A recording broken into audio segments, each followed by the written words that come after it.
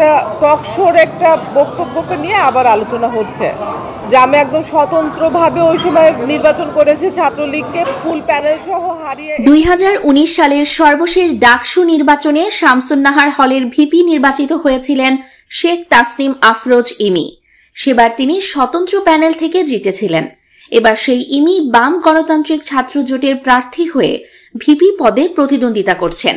তবে সম্প্রতি সামাজিক যোগাযোগ মাধ্যমে ইমির একটি পুরনো বিতর্কিত বক্তব্য ছড়িয়ে পড়েছে।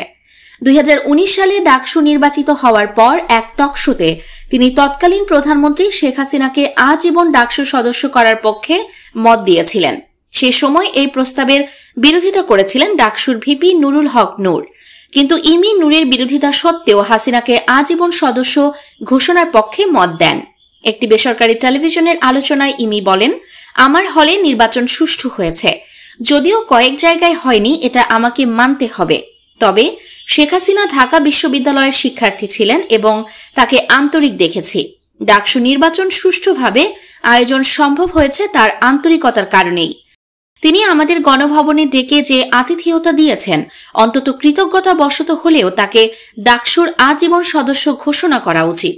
পরে সে বছরের 30 মে ডাকসুর দ্বিতীয় কার্যনির্বাহী সভায় শেখ হাসিনাকে আজীবন সদস্য ঘোষণা করা হয়। এই সিদ্ধান্তের বিবৃতিতে ভিপি নূরের স্বাক্ষর ছিল না।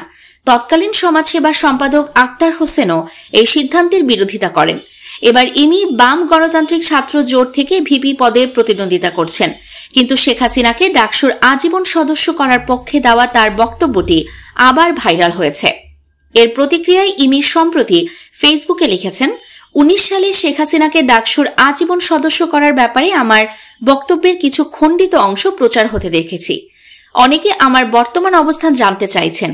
আমি স্পষ্ট জানাতে চাই, আমি নিরপরাধ মানুষ এবং ছাত্র খুনের নির্দেশদাতার সর্বোচ্চ বিচার চাই, ফুল স্টপ।